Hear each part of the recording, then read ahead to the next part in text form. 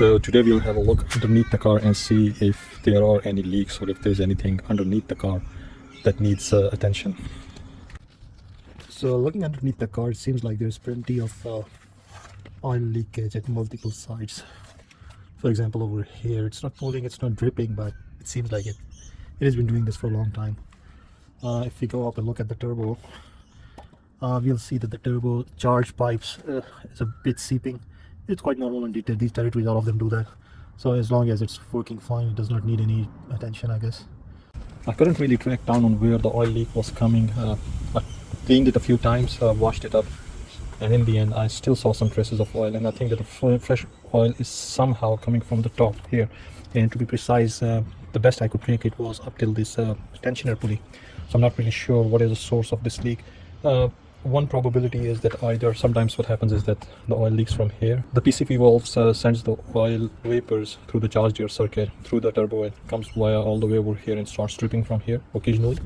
This can be one reason, but I haven't seen any fresh oil spillage from over here, so it is a chance that it was coming from here, dripping onto the tensioner, and from there onwards so going down. There is a chance that there is some leak behind those covers. So that being said, I'm also planning to replace the timing belt and the injector belt on this car. And I hope that while doing the timing belt, I will be able to see the source of the leak. And I hope it's coming from the front. Maybe it's the front crank seal, and I can replace it while I'm in there.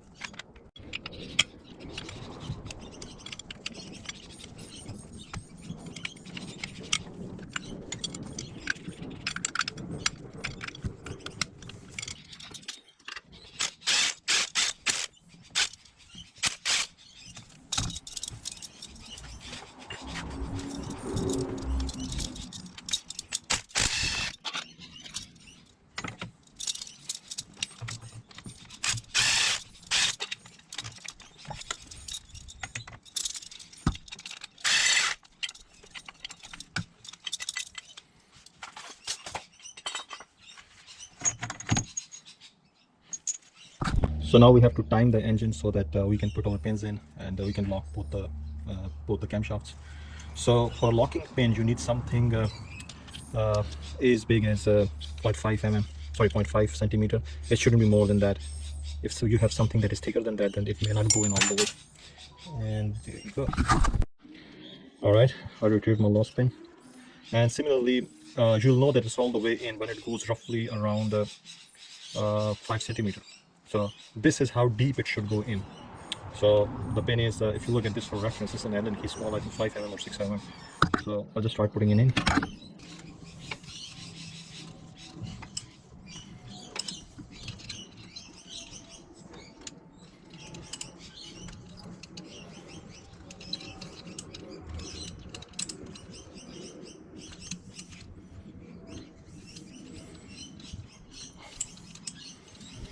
So now it's all the way in.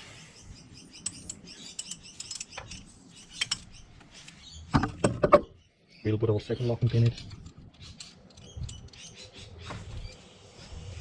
Now that pin is not going in, so we'll just rotate it again a little bit.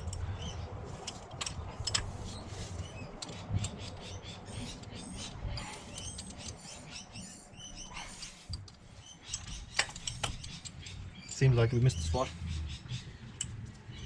We have to back it up a little bit. So if you're backing it up, trying to make sure that put a uniform pressure on it. Do not jerk it.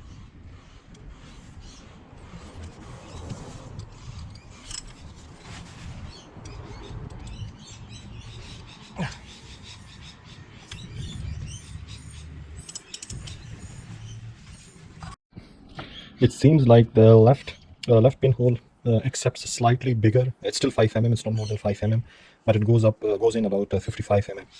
While this one stops at 50 mm. So yeah, that's pretty much it. Now it's locked. I'll mark the timing marks, and from there onwards I'll go.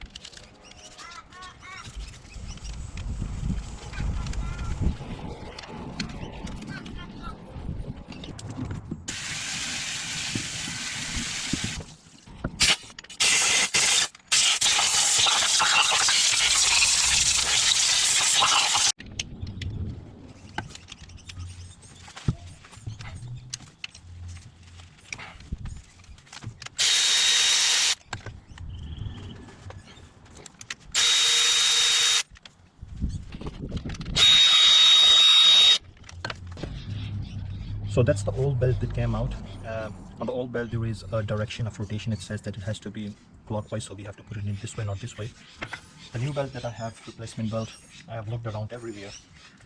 I couldn't see anything that says direction of rotation. So to me it seems like it can be put in either this way or that way. Now I'll have to transfer the marks from the old belt to the new belt. Let's just take this point as a reference. We'll start from where we did the crank pulley. We'll just transfer this mark now to the exact same location.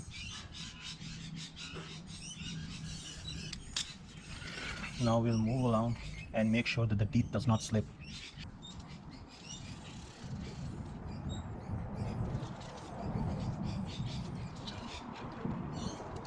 Until we go to the next mark.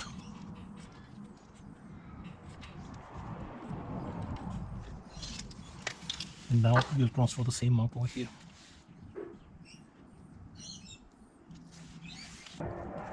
Now these two marks are in the same place. We'll align them and climb them here.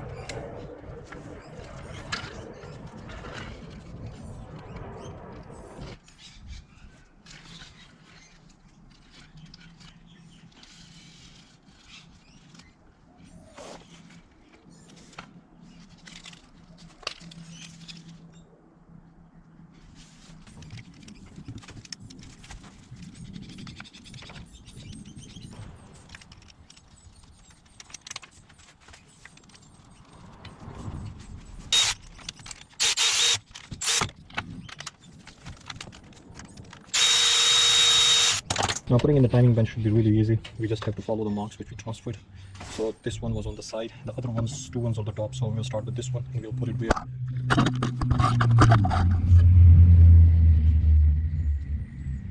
And we'll put it where we have the mark on the crank. It was quite fiddly to actually put it in place. For some reason, I thought that probably I've incorrectly marked one of those points, but it turned out no, it was just a bit fiddly. So I have my marks now meeting the points we are originally marked them right there too.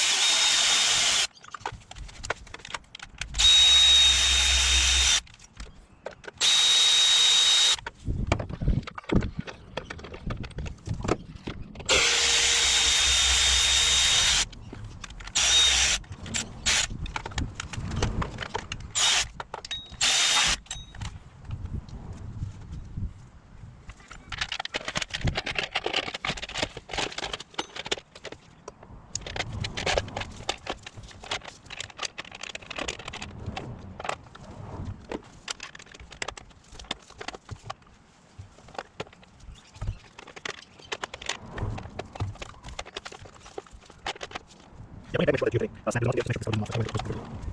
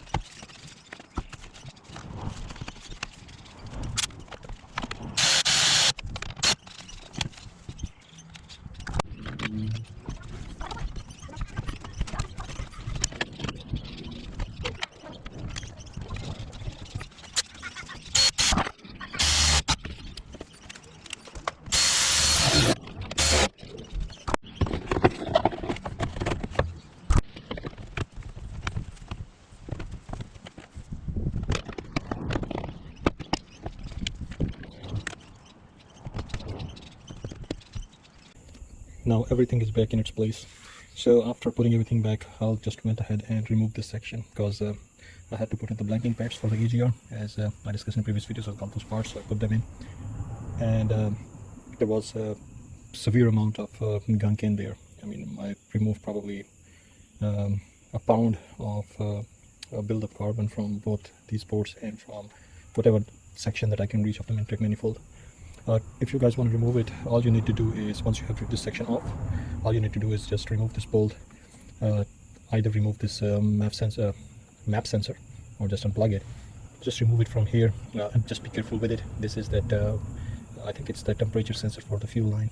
So yeah, just gently lift it, otherwise if you break it you have to replace everything, all these tubes and everything. So yeah, once you have these things disconnected, you have to do is lift it up firmly and then swish it a bit left, and this thing will pop out, and then you can move from the right. I just hooked on the battery, so let's just start it and see how it goes.